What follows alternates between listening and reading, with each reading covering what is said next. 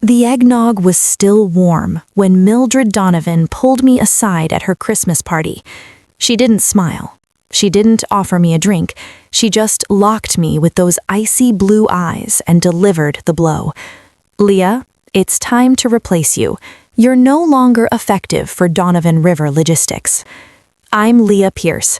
I'm 39 years old, and until that moment, I believed 9 years of grinding loyalty had secured my place. I'd started as a junior logistics coordinator and worked my way up to senior operations manager. Weekends, holidays, late nights away from my daughter, all of it poured into her family's shipping empire along the Mississippi. Behind us, the party buzzed inside their sprawling suburban home outside St. Louis. Guests laughed near the Christmas tree strung with lights. Carols played softly in the background. Upstairs, my 11-year-old Kendall giggled with her cousins, completely unaware. Everyone else was toasting Christmas Eve, while my world quietly collapsed. For months, tension had been building. Meetings I was suddenly excluded from. Reports returned with vague notes about new vision. Now, with the door of her oak study closed against the cheer, the very desk I'd helped choose during the last remodel, Mildred leaned forward. You're experienced, Leah, but the industry is sprinting. We need fresh perspective, younger blood, people who understand digital tracking and automation. You've pushed back too hard.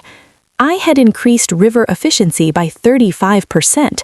I'd secured the Memphis Grain Hall contract over industry giants just 2 years earlier. She cut me off.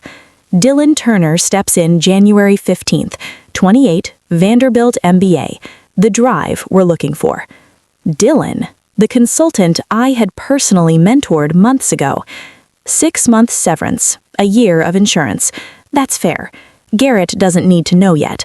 Tell him after the holidays. Don't ruin the night.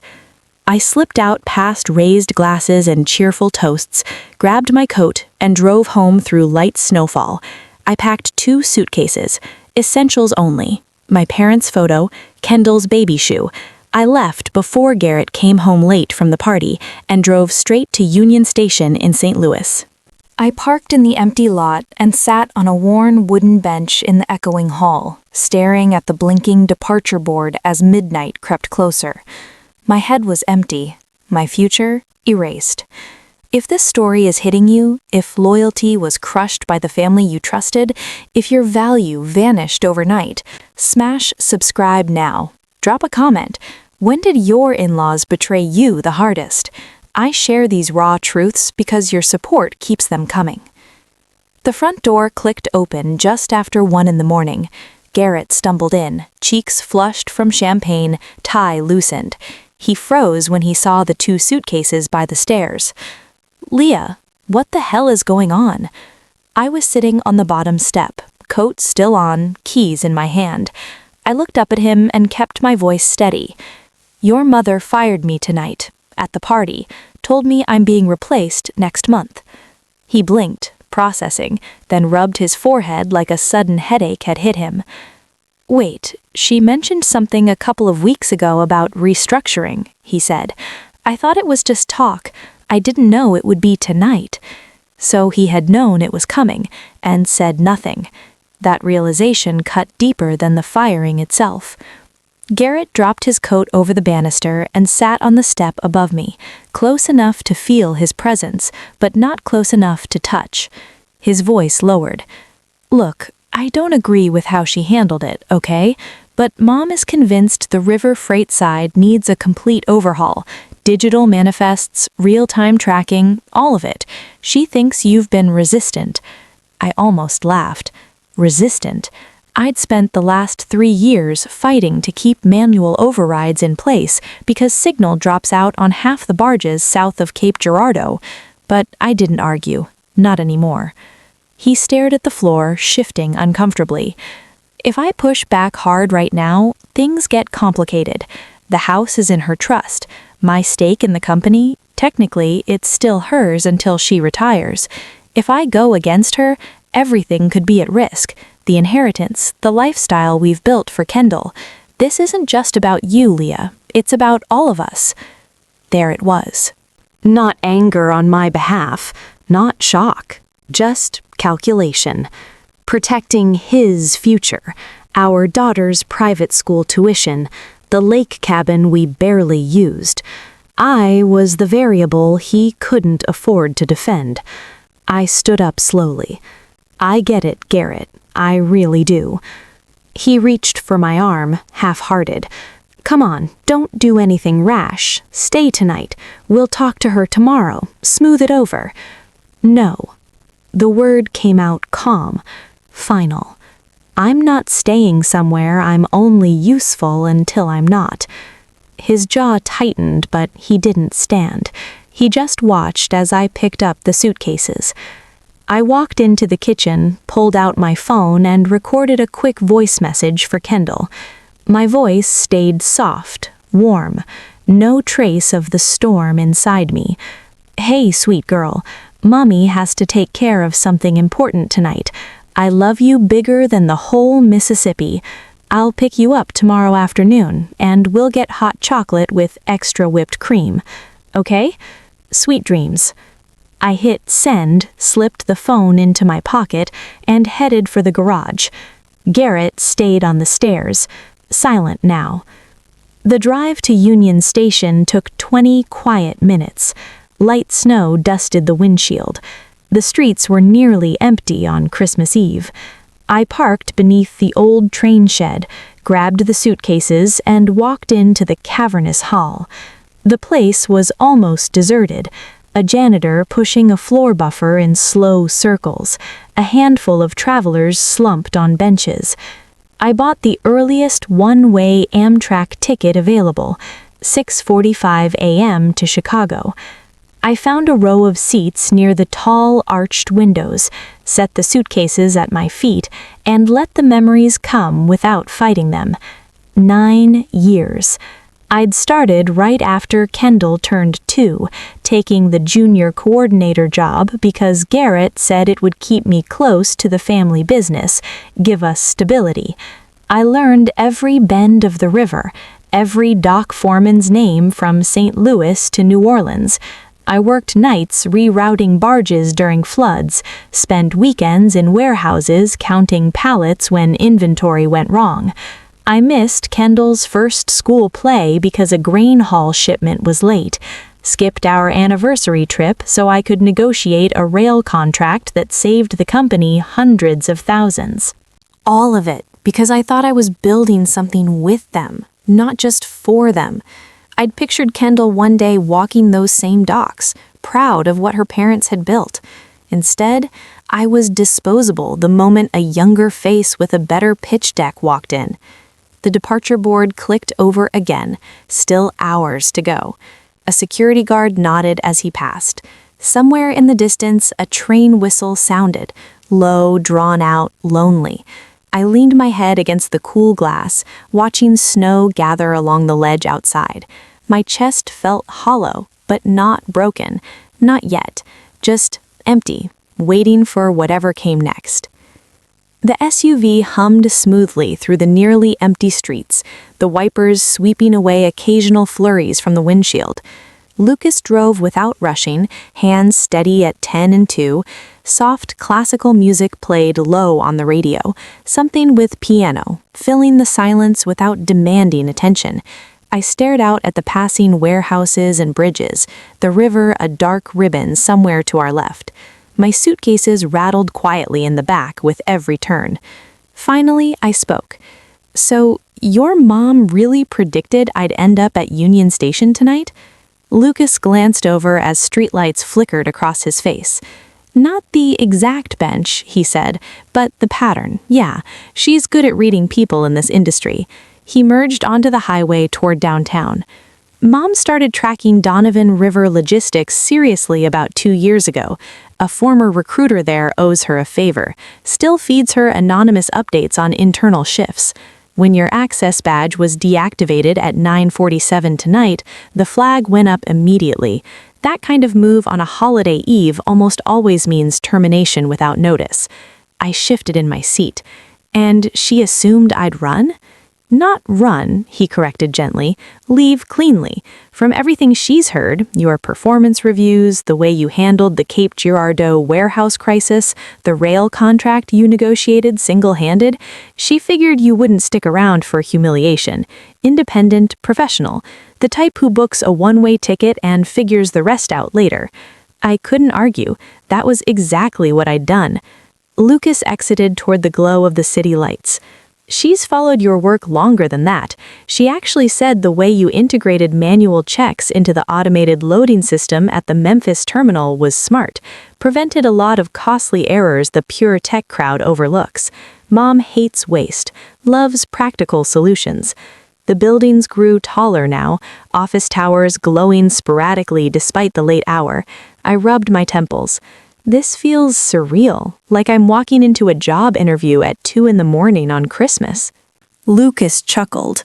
Welcome to logistics. The river doesn't sleep, neither do we when opportunity knocks. He pulled into an underground garage beneath a modern glass building, scanned a card, and parked in a reserved space near the elevator. We rode up in silence. 27 floors, the panel read. My stomach flipped, not from the speed, but from the sudden pivot my night had taken.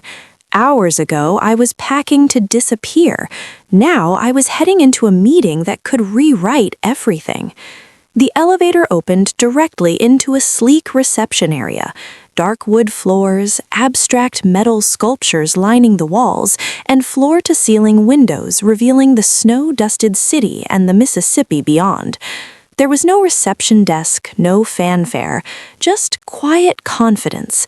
A woman waited by the windows, silver hair cut into a neat bob, tailored slacks, a cashmere sweater, professional but comfortable, like someone who chose to work late. Early 60s with sharp eyes that mirrored Lucas's. She crossed the room and extended her hand. Leah Pierce, I'm Marilyn Adams. Thank you for coming. Her handshake was firm, faint calluses on her palm, someone who had spent time on docks and in warehouses, not just boardrooms. Lucas lingered near the elevator, giving us space. Marilyn gestured toward a cluster of leather chairs around a low table. Coffee steamed in a carafe, untouched. Please sit. Lucas added quietly, You've had a hell of a night. I sank into the chair, suddenly aware of how exhausted I was. That's putting it mildly. Marilyn poured 2 cups without asking and slid one toward me. I won't waste your time with small talk. I know what happened tonight. I know Mildred Donovan's reasoning. Fresh blood, younger vision, all the buzzwords. And I know it's their loss. I wrapped my hands around the warm mug. You're offering me a job. Straight to it. Yes. Marilyn leaned forward. Director of Operations at Adams Freight Solutions. Full autonomy over 12 regional teams. 6-figure base, performance bonuses, meaningful equity that vests over 4 years. Flexible schedule, remote when you need it for your daughter. We value results, not FaceTime. The numbers hit harder than I expected, more than I'd ever made at Donovan, with actual ownership. She continued, voice steady. Your track record speaks for itself. The way you turned around the southern barge routes during the 2023 flood season, rerouting through rail without losing a single contract. The inventory system you redesigned that cut shrinkage by 30%. Practical, human-centered fixes. That's rare. I set the cup down. Why me? There are plenty of younger candidates with the latest certifications. Marilyn smiled, not kindly, but respectfully. Because MBAs can model efficiency on spreadsheets. You've done it in the mud at 3 in the morning when a barge is stuck and a client is screaming. Experience like yours can't be taught. And loyalty, real loyalty, goes both ways here. Lucas spoke from across the room. Mom doesn't poach for sport. She waits for the right moment. Marilyn shot him an amused look. He makes me sound predatory. I prefer opportunistic. I exhaled slowly. The offer was everything I'd earned but never been given. Still, trust came hard right now. "I need one night to think," I said. "It's been a lot." Marilyn nodded without hesitation. "Fair, more than fair." She stood and pulled a key card from her pocket. "Company suite at the hotel across the street. 2 months paid, no strings. Sleep, shower, think. Call me in the morning, whether you want to talk numbers or walk away." She handed me the card, then a folder. Contract draft inside. Standard non-compete, full benefit summary. "Have your lawyer review it if you'd like." Lucas stepped forward. "I'll drive you over." We rode down in the elevator again, city lights blurring past. The hotel was a quiet, extended stay place near the office. Lucas carried my suitcases into the lobby and handed them to the night clerk, who had already been alerted. "Whatever you decide," he said, "tonight doesn't define you. Their choice does." I managed a tired smile. "Thanks for the rescue mission." He laughed softly. "Just the pickup. The rest is on you." The room was simple. Kitchenette, big bed, river view. I dropped the bags, kicked off my shoes, and sat on the edge of the mattress, staring at the folder in my hands. For the first time since Mildred's words, the weight on my chest eased, just a fraction. Not gone, just shared. Outside, snow continued to fall over St. Louis, silent, steady. The hotel door closed behind me with a soft thud, sealing off the quiet hallway. I leaned against it for a moment, letting the stillness settle. The suite was spacious, a king bed neatly made, a small living area with a couch, a kitchenette stocked with the basics, a desk by the window overlooking the arch, glowing faintly against the snowy sky. I set the folder Marilyn had given me on the desk and shrugged off my coat. My hands were still cold from the short walk across the street. I poured water from the complimentary bottle, drank half of it in one pull, then sat in the armchair facing the window. Snow drifted steadily, blanketing the streets below. A few delivery trucks moved slowly along plowed roads, headlights carving pale paths through the white. Everything felt suspended, like Christmas morning before the world wakes. I opened the folder. The contract was printed on heavy paper, Adams Freight Solutions letterhead crisp at the top. I read the opening lines twice. Position, Director of Operations, reporting directly to CEO Marilyn Adams. Oversight of 12 regional teams, $500 million in annual throughput, full P&L authority on turnaround projects. The salary figure jumped out, 75% higher than my last at Donovan. Annual bonus tied to EBITDA improvement on assigned clients, capped at 50% of base. Equity grant, 50,000 shares vesting over 4 years, accelerated on major successes. Benefits package attached, comprehensive health coverage from day one, 401k match, immediate 25 PTO days plus holidays, tuition reimbursement if I ever wanted it. Then the flexibility clause, explicitly written, remote work up to 3 days per week as standard, additional as needed for family obligations, subject only to project deadlines. I flipped to the non-compete, standard 2-year restriction on direct competitors, carved out for general logistics consulting, reasonable, fair. A separate page listed current major projects, a struggling intermodal hub in Kansas City, a cold chain distributor in Iowa bleeding margins, a rail barge transfer point near New Orleans needing modernization without losing jobs. Each one sounded like something I could fix, something I'd wanted to fix for years but had never been given full control over. I closed the folder and rubbed my eyes. The clock on the nightstand read 2:45 a.m. My phone buzzed. A text from an unknown number. "Lucas, settled in. Mom says take whatever time you need." "No rush," I typed back. "Thanks. Room's perfect." I set the phone face down and paced. The carpet was thick, soundless beneath my socks. Part of me wanted to sign immediately, scan it, email it back, done. But another part, bruised from tonight, needed distance. I'd spent 9 years trusting family promises that turned out to be conditional. I wouldn't leap blind again, even if this felt different. I opened my contacts and found Raymond Lee. The message thread stretched back years, simple contract reviews, nothing personal. Ray, it's Leah. Everything changed tonight. I'm likely filing for divorce soon. No fault, no fight over money. Can you handle it? Also need a quick review of a job offer. His reply came within minutes. Leah, call me anytime after 8 tomorrow. We'll get it started clean and fast. Congratulations on your new opportunity, whatever it is. I stared at the screen. Clean and fast. No drama.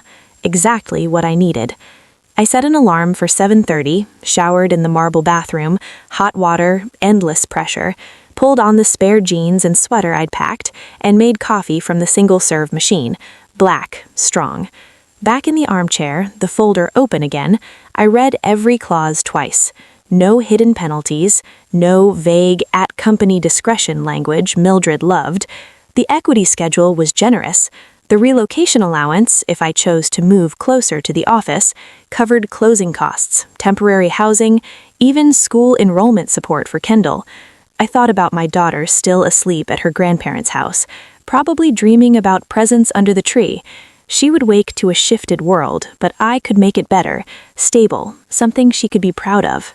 The risks lined up clearly in my head. New company, new boss, higher stakes. Failure would be public, success would mean longer hours at first, more travel.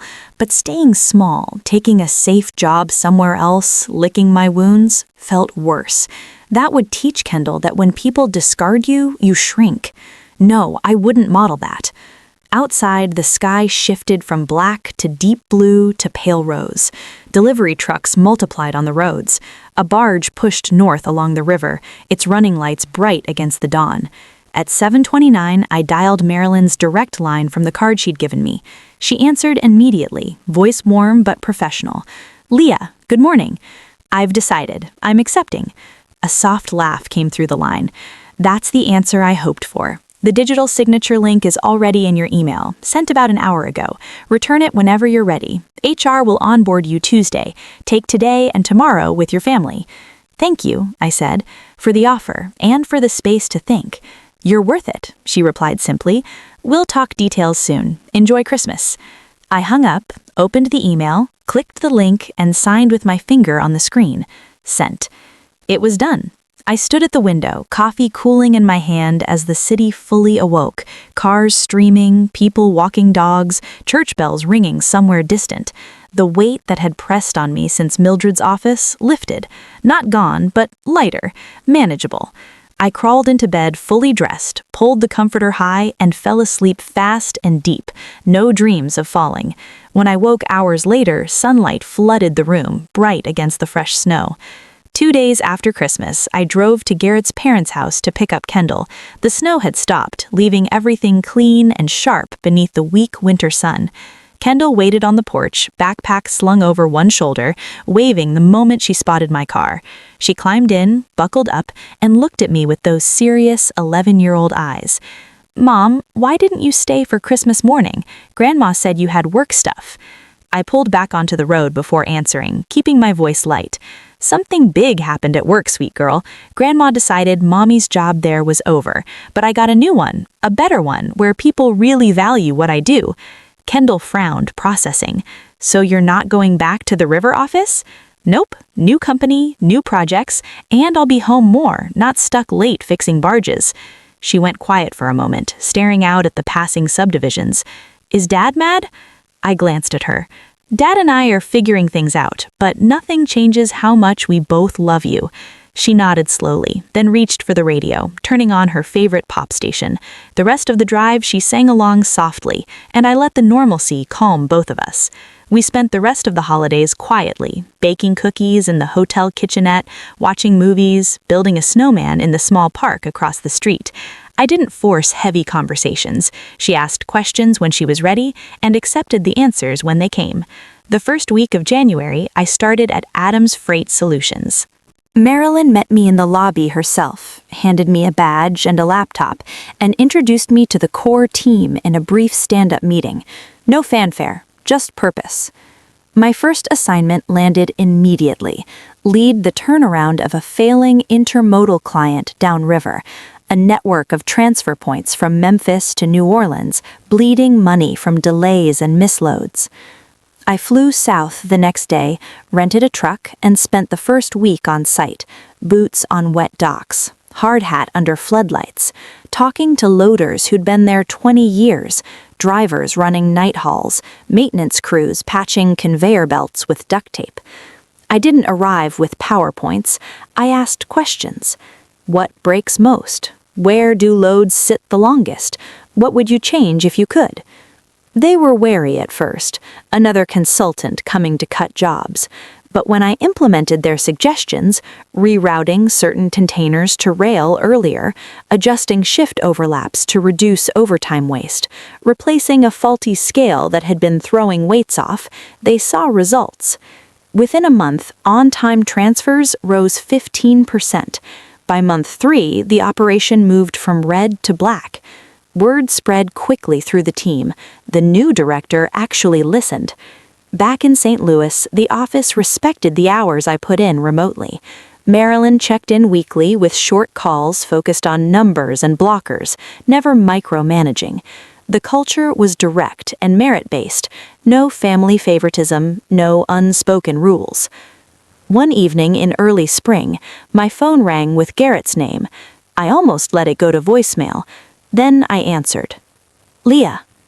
His voice sounded tired, careful. "How's the new job?" "Good, busy." There was a pause. "Look, I've been thinking. Maybe we rushed things. For Kendall's sake, we could talk, try counseling or something, slow it down." I stood at the window of my new apartment, closer to the office now. 2 bedrooms, a clear view of the river. "Garrett, there's nothing to slow down. You made your choice that night. I've made mine." "It wasn't like that," he started. "It was exactly like that," I said, keeping my tone even. "You chose the path that kept you safe. I chose the one that keeps me whole. We're done." He didn't argue, just a quiet, "Okay," before hanging up. Raymond filed the papers the following week. No fault, straightforward asset split. Garrett signed without contest. Custody defaulted to joint, but Kendall's preference and my stable income made primary placement with me simple. The final decree came through in late May. Kendall adjusted better than I feared. Weekends with her dad became less frequent as his work schedule shifted. Whatever was happening at Donovan was keeping him late. She never complained, just asked for extra time baking or reading with me. By summer, the Downriver project posted record margins. Marilyn promoted me and formally added 2 more teams under my oversight. Analysts, managers, field leads began seeking my input without prompting. Respect earned, not demanded. Kendall came to the office once, sat in my chair, and spun around laughing. "This is way cooler than the old place, Mom." I smiled and ruffled her hair. "Yeah, it really is." 6 months in, the numbers spoke clearly. Hundreds of jobs saved, millions turned from loss to profit, and for the first time in years, I went home at reasonable hours, with energy left for bedtime stories and school projects. The team marked it quietly, pizza in the conference room. No speeches, just shared acknowledgement that we'd done something hard and done it right. Driving home that night, Kendall asleep in the back seat, I felt the shift settle solidly inside me. Not revenge, just forward motion. News about Donovan River logistics trickled in slowly over the next 2 years, mostly through old contacts who still texted updates or industry newsletters I never quite unsubscribed from. The decline started small but steady in that first year. Dylan Turner took the helm with confidence, rolling out his full automation vision across every terminal. New sensors tracked container movement in real time. Algorithms optimized barge loading sequences. Predictive software promised to cut delays by half. On spreadsheets, it looked revolutionary. On the river, reality pushed back hard. Seasonal fog disrupted wireless signals along stretches near Baton Rouge. Older cranes couldn't interface cleanly with the new controls, triggering frequent shutdowns. Drivers and dock crews spent more time troubleshooting error codes than moving freight. Clients noticed first. A major grain shipper out of Vicksburg complained of repeated late deliveries during peak harvest. When penalties stacked up, they switched to a competitor with proven reliability.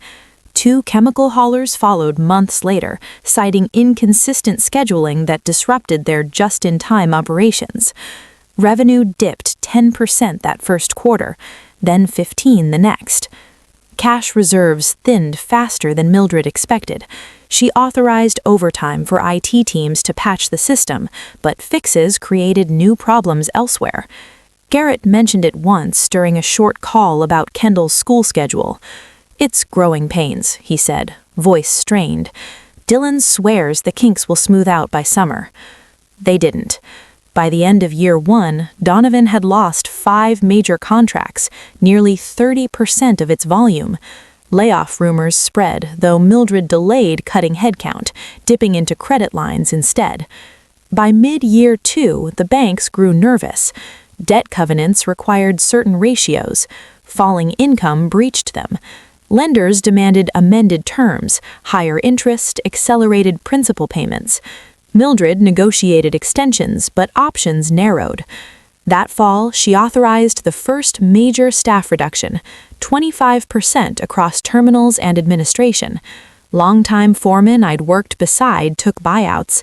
Younger workers scrambled for openings at rival firms. The river grapevine lit up with stories of families relocating or accepting pay cuts elsewhere. Mildred put the suburban estate on the market soon after. The house sold faster than expected, but for less than she'd hoped in a softening market. She moved into a modern 2-bedroom condo overlooking the arch, still upscale, private balcony, concierge service, but a clear step down from the acreage and pool the family had known for decades. Her personal finances remained intact. Trusts and investments were insulated from business debt. But the daily reminders hit harder. No more hosting industry barbecues, fewer invitations to club events she once dominated. Garrett bore the brunt professionally. His ceremonial title disappeared during a reorganization Dylan framed as streamlining. Resumes went out.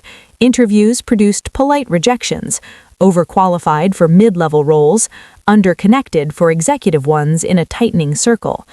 Months passed before he landed part-time coordination work at a regional rail yard.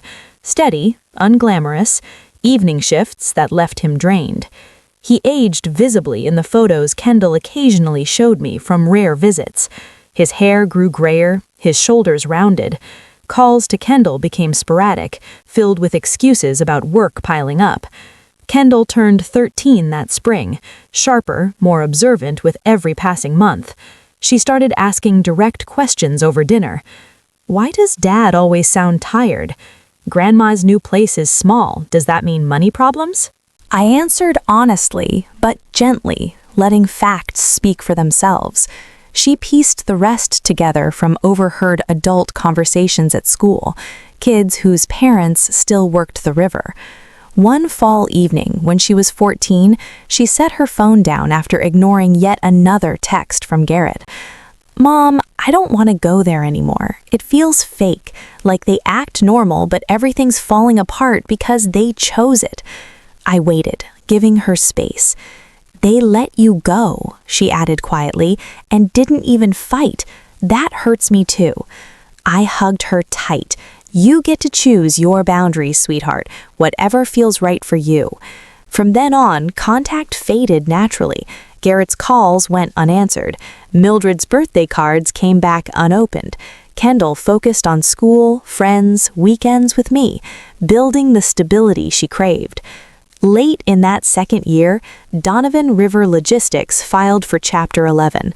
Court filings detailed the slide: debt exceeding assets, unsustainable overhead from the automation rollout, lost goodwill with shippers. Reorganization plans involved selling non-core terminals, leasing others back at higher rates. Assets went to auction, barge fleets first, then warehouse equipment sold in lots. The headquarters building went to a developer converting it into lofts. The Donovan name disappeared from dock signs one by one. Mildred attended required creditor meetings with her face composed, but word spread that she had stepped back entirely from public life. Garrett held on to his rail job, paycheck to paycheck, covering condo fees and basics. There were no dramatic courtroom scenes, no tabloid headlines, just the slow, inevitable unwinding of a family legacy that had bet wrong on people. 3 years out from that Christmas Eve, the river kept flowing, freight moving under new banners. Kendall never asked to visit again. 3 years have passed since that night, and my office now sits on the top floor of Adams Freight Solutions, windows framing the wide curve of the Mississippi below. As partner, I oversee the entire Midwest division, 8 states, billions in annual throughput, teams who trust me to make hard calls. Mornings start early. I review reports over coffee, join video stand-ups with regional directors, fly out when a site needs hands-on troubleshooting. Evenings are reasonable, home for dinner most nights. Weekends are free for whatever Kendall wants. We live in a house we chose together, 3 bedrooms on a quiet street near the river trail, a backyard big enough for her soccer net and my herb garden. Kendall, 14 now, taller than me in heels, fills it with music practice, friends over for study groups, the easy chaos of teenage life. She talks about me at school without prompting. My mom fixes broken companies, she tells people at career day, or new friends asking about parents. She saves jobs and makes everything run smoother. The pride in her voice still catches me off guard sometimes. Our routine feels solid. School drop-offs with chats about tests or crushes, grocery runs that turn into impromptu dance sessions in the aisles, movie nights with too much popcorn. No more walking on eggshells around family obligations that were never reciprocal. I never pushed her to cut ties completely. It happened because she felt the imbalance herself. The rare times Garrett or Mildred reach out now, the messages stay unread. Kendall decided early that the energy spent there wasn't worth it. I support whatever keeps her steady. My own days carry a sense of purpose I didn't know I was missing. Projects land on my desk that matter, reviving a struggling rail hub in Iowa, streamlining cold chain logistics for a food distributor in Wisconsin, negotiating partnerships that keep local warehouses open. Teams look to me not because of a family name, but because the fixes work. Marilyn retired last year, handing the reins to a new CEO while keeping her founder title. She stops by occasionally, shares a coffee, nods approval at the numbers. "You were the best risk I never took," she said once, half joking. The Donovan collapse didn't define my success, it simply cleared space. Their choices led where they led, consequences they live with daily. I don't follow the details anymore. There's no satisfaction in it, just distance. What feels like victory is simpler. Waking without dread, building something earned, coming home to a daughter who chooses me every day because she wants to, not because she has to. Freedom isn't loud revenge, it's quiet boundaries held firm. It's work that respects you back. It's evenings laughing over dinner, planning college visits, already knowing tomorrow holds more of the same steady ground. That Christmas Eve, I thought everything had ended. Instead, it marked the beginning of what actually mattered. My value never depended on people who couldn't see it. Once I stopped waiting for them to change their minds, I built a life where it's recognized every day, by colleagues who rely on my judgment, by a daughter who mirrors my confidence back at me in the mirror itself. The river keeps moving outside my window, steady and strong. So do we.